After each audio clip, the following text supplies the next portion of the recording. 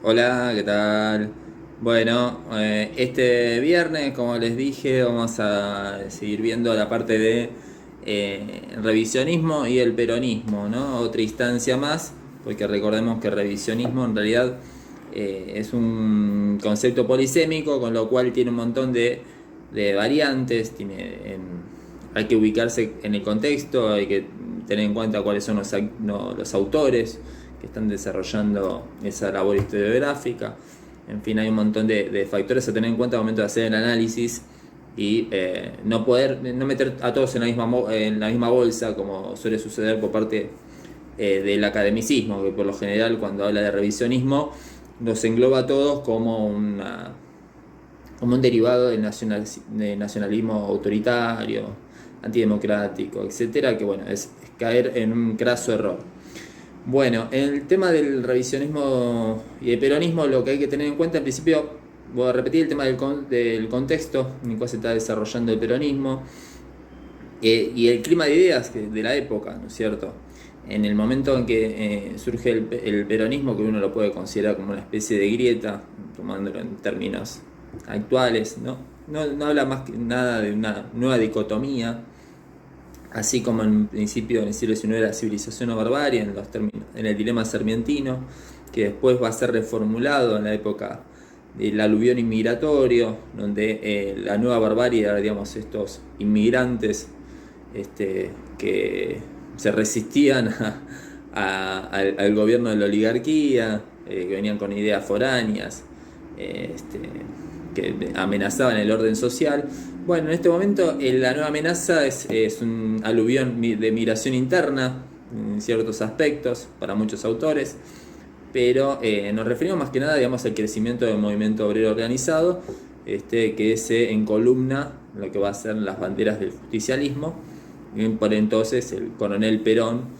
que forma parte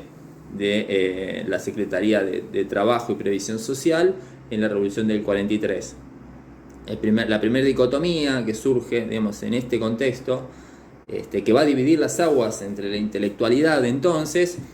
va a ser estos dos acontecimientos: la marcha por la Constitución y la libertad, una marcha opositora, digamos, al gobierno de facto, al gobierno militar que estaba gobernando en ese momento, y por el otro lado el 17 de octubre, digamos, este levantamiento espontáneo por parte de los trabajadores de las zonas fabriles y cercanas a la ciudad de Buenos Aires, que piden la libertad del coronel Perón, que estaba detenido. Estos son los dos grandes, en gran parte aguas, ¿no? Por un lado vamos a tener en la marcha de la Constitución y la libertad todos los partidos opositores al gobierno militar de entonces, los sectores liberales, los sectores conservadores, el radicalismo, el socialismo, o sea, o la izquierda tradicional, el comunismo. El comunismo en ese entonces adhería a esta concepción de los frentes populares ante la amenaza del totalitarismo, del fascismo, y ellos van a interpretar el surgimiento del peronismo como un nuevo totalitarismo, un protofascismo, un fascismo criollo en términos de José Luis Romero. En fin, estas son una de las primeras dicotomías que surgen en este contexto, por el cual va a reaccionar gran parte del revisionismo histórico. La otra dicotomía que va a surgir en este contexto es el dilema o la gran cuestión de qué lado estás, ¿no? Durante el primer gobierno, en las elecciones que gana finalmente Perón en el 46, es Braden o Perón, ¿no es cierto? Después va a ser reformulado como oligarquía o pueblo. El otro dilema que va a surgir en ese entonces va a ser libros versus alpargatas, que significa también esta oposición que va a tener el gobierno por parte del estudiantado, por los grupos estudiantes universitarios, por la universidad en sí misma, que va a defender su independencia y ciertos criterios que vienen del orden liberal, como una reacción a esta nueva democracia que va a surgir de la mano del peronismo, que es una democracia social. Es una democracia que va a poner en jaque todo el orden liberal, todo, digamos, ese proyecto alberdiano de la Constitución del 53. Va a ser reformulada con la Constitución de 1949, donde va a ser una Constitución claramente nacionalista, en donde se va a ponderar lo social por encima de lo individual, va a ser claramente antiliberal. Entonces, son un montón de factores que van a poner en un dilema a la intelectualidad sobre qué partido tomar. Entonces, la gran parte de la intelectualidad no nacionalista se va a manifestar opositora al gobierno de Perón. Y por el otro lado van a surgir ciertos sectores, más que nada vinculados al nacionalismo, el nacionalismo católico, el nacionalismo popular,